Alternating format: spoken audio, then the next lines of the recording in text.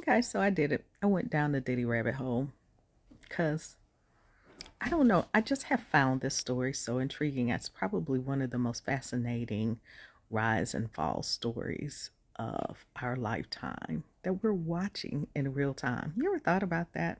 For a person who happens to be African American to come from where he came from, think about the story of his father and the loss there and what they didn't say in the documentary, which I've heard because I've been following this story for quite a while because I've worked in the entertainment business for a minute, and a lot of this stuff is not news to me. I've been knowing this for a long time, or the innuendos have been floating around the industry for a long time, and I might have dated a person who's actually in that documentary that's a key figure. So I'm not saying I got the information from them, but and just kind of being in the circle, in the mix, indirectly, not directly, but indirectly.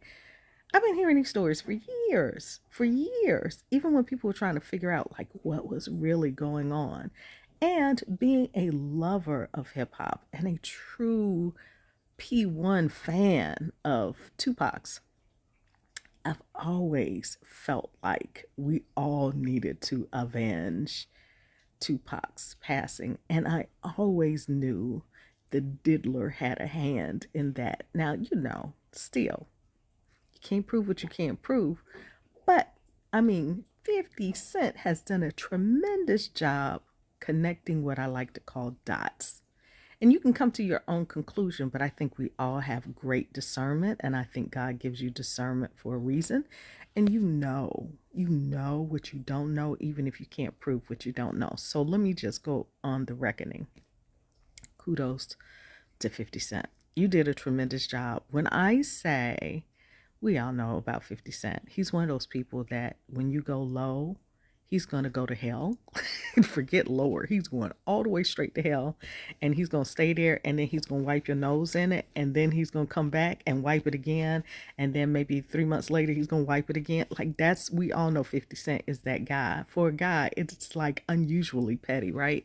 Um, and he had an axe to grind, and we all know why. Well, we all might not know, but those of us who've been following the story for a while understand the baby mama trail, and way before the baby mama trail, the whole "let me take you out," and there are some things that wasn't in the documentary, and I'm sure it's for legality's sake, that we know plays big factors in it, like people who've been unalived, including record executive, including certain artists, former managers, and friends. Like, there are a lot of layers to this thing. But what I love that 50 Cent did a great job of is keeping the continuity. And also, there are people who could not speak. And I just want you to follow me on this. It's people who could not speak in the documentary because remember when all of a sudden the diddler got this great sense of change of heart, and after he stolen everyone's, I shouldn't say stolen, as after he had taken everyone's publishing and wouldn't give them their publishing, and it was in dispute for a very long time as to whether or not they would get their publishing back, or whether they had access or rights to certain things, right? And all of a sudden he got this huge change of heart, and like, you know what, it is the right thing to do. Let me give you all your publishing back, but in exchange for giving your publishing back, you can't say anything disparaging about me in the future. Oh, bravo. Well played, Diddler.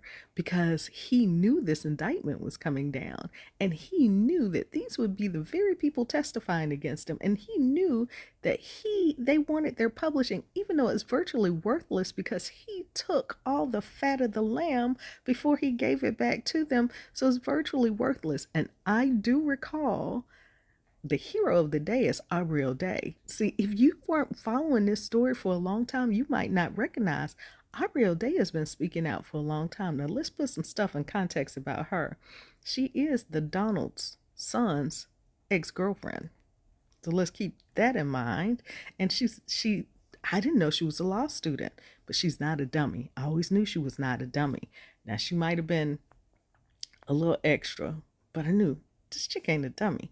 And when I say she's not a dummy, she told everyone, don't sign that waiver because of the NDA. Because she said, I will give you the money. Your publishing is virtually worthless now. I'll give you the money that you're probably going to get from it at this point, but don't sign it because the value is in your voice. And even though she didn't do a lot of speaking in that documentary, that chick has done a lot of speaking outside of the documentary. So you might want to Google her if they haven't pulled all the stuff from the net. But that chick talked about a lot of she talked about it covertly but overtly about a lot of stuff that happens in the industry with different people. And if you listen and you put connected those dots, you knew what she was talking about. And she talked a lot about stuff, but she did mention a lot in this documentary. Why? Because I guarantee you she's going to do her own platform and she's going to get paid from it on her own. She's not stupid. She's not stupid. But I'm telling you, watch this documentary. It is so good from beginning to end. He did a great job. Bravo, 50 Cent. I'm very proud of you, and I can't wait to see your next project.